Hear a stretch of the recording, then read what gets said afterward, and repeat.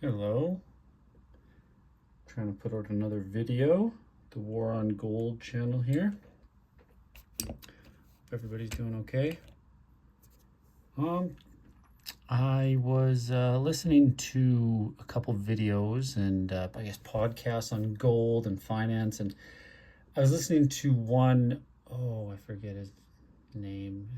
He's a German finance master and legend, I suppose, and he was talking about he was being asked questions about gold and about the S&P market and silver compared to these things, and basically the host was looking for some technical answers, and this man who's up there in age, senior age, really his only answers, even though this man obviously is a legend in the markets, in his knowledge of the markets and his history of money in the markets, and yet he couldn't help himself but always bringing the subject into greed, where we are with politicians, um, the printing of money being a political thing, because why would you basically, that there's no politician in Canada or the US who would ever now run the race to be prime minister or president and tell you that the national debt's a problem and we should be taking care of it. No one does that anymore because nobody, that's not a good talking point, and basically doesn't matter what party you get, they're going to print more money. They're not going to be fiscally responsible anymore because we're kind of too late for that. So, where do we go from there? Well, we certainly don't trust our dollars to get us anywhere. So, of course, I continue to, what do they call that? Stacking. I hate to call it, I don't know if I'm good enough to be called that, but to take any of the money I've earned and put it into gold and silver. That's the best thing I can do. And just be long term about it, knowing that the precious metals you do buy, that they are not there to flip. You're not there to just take it back right away and get your money back or whatever. It goes up $100 in 2 months, so we'll take it back and get your $100. No, because it wouldn't really work like that. But that you put it away, this is a savings, and honestly, the idea is maybe you wouldn't even ever have to use it, right? That's the other point too. So yeah, I just wanted to put my thoughts out on there. I'm trying to figure out. I know there's a lot of channels out there that talk different things. I enjoy the channels on precious metals that do get market specifics, numbers and statistics and all the actual stuff. I don't know if I'm there yet, if that's where I'd be at, but I like listening to that stuff. But I don't feel like I'm an expert on it, so I don't know if that's something I'd ever go around doing. Right now, I just want to get myself out there, see if I have people that want to hear it, and see what you guys want to hear for videos too. Yeah, I continue to look at gold, and then I look and I see crypto, and I know I've looked at crypto for at least the last 4 years, and slightly interested in it, just Bitcoin prior to that.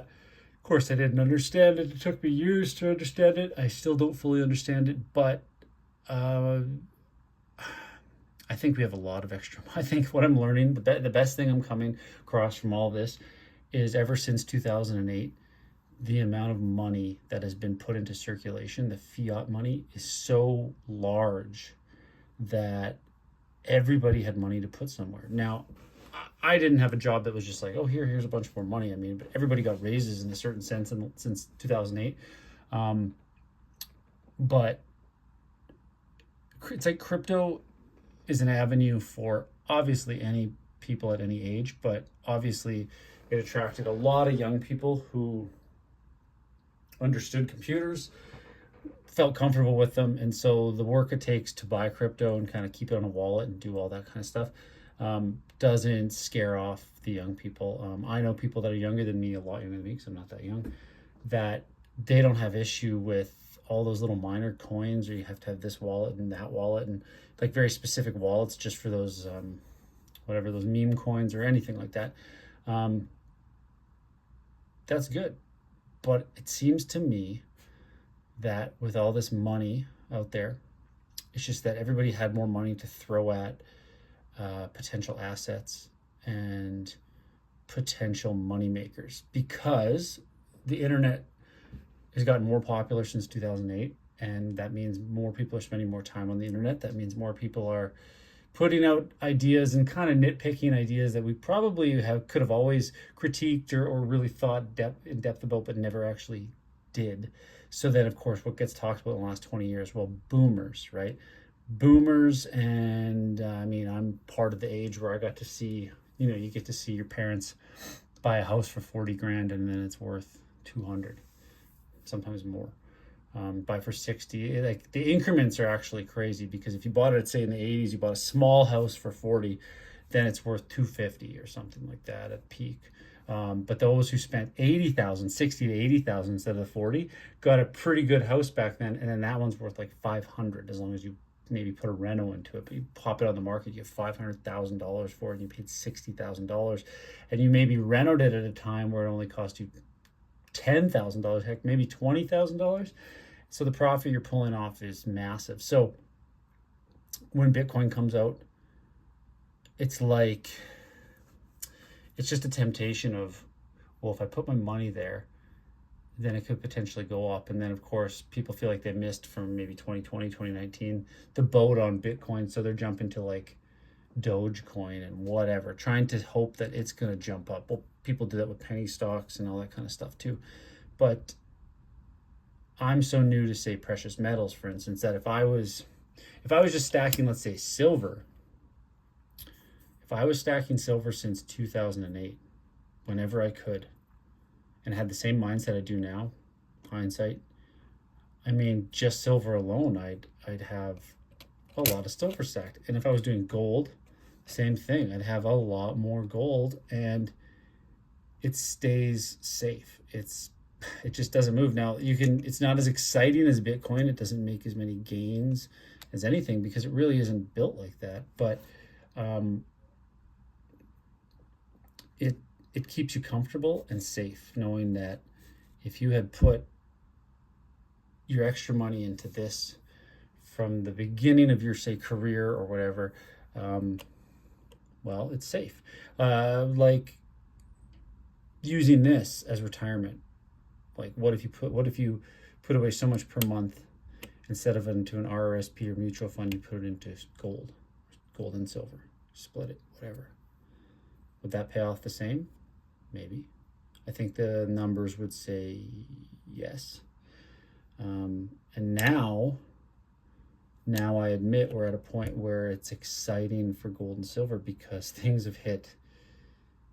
we've kind of hit the end, or at least now we're starting to talk about the end of this fiat currency run. But here's the thing. The whole world is essentially on the fiat currency run. So what does that mean? Like, this could be a big deal. But maybe gold and silver aren't the only ones that take credit, or platinum or any precious metal. Maybe Bitcoin takes some of that too, as in money goes into that. That could be true. I could see that happening. I'm not here to support crypto in any necessary way. I think it's probably going to stay around. It makes sense to stick around. I've read some books on the subject, and it certainly seems like that's what people believed since 2011, that it's here to stay. It's the new thing. And they talked about it being like the internet, to be honest. Well, now they're talking about, NVIDIA and AI and all that stuff, and to be like the new internet thing. So I feel like we're peaking out right now in humanity of trying to catch waves of fantastical things. Like, you look at Hollywood and it's dying. They can't put out enough good movies anymore. There's no, there isn't 10 movies in the summer that are blockbusters anymore. It's just not like that. Like,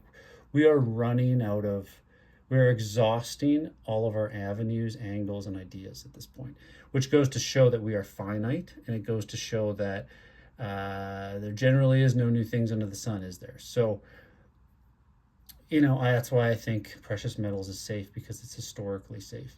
So I think history is important for the world and going forward, and I think it shows itself.